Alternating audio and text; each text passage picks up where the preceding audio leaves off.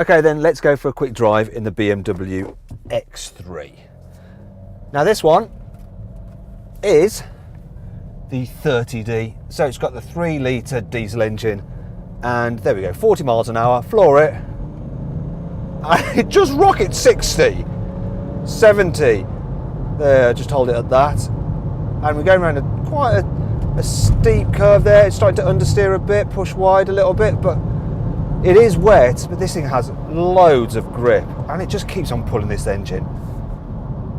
I do like this engine, it's so powerful. I mean, you can just blow sports cars away with this thing, with this particular engine, but most people, most of the time, won't really need it. They'll be fine with the 20D. Now, the car that I'm driving at the moment, it's M Sport, it's got 20-inch alloys, and this car, in order for it to handle as well as it does, I mean, BMW has had to give it pretty firm suspension, and that does ruin the ride quality. So on a broken surfaces, it just seems to fidget a lot, and I don't know if you can see it on our camera, but there's probably quite a lot of shake, and yeah, it's not quite as comfortable as it should be for an SUV, really.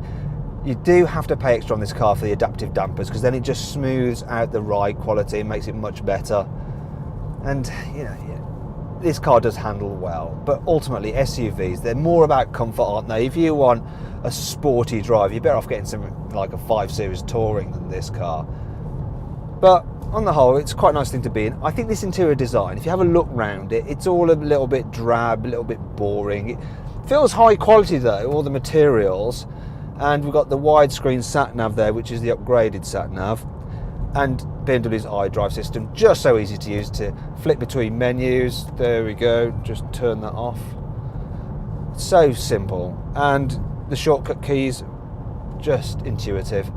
Now, you don't have a beautiful Google Maps display like you get in the Audi Q7, but it's still a good system, and it'll stop you getting caught in the jams with the live traffic updates.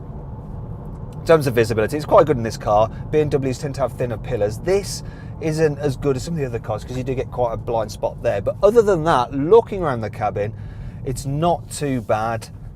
Maybe the rear window is a little bit small, but on the whole, yeah.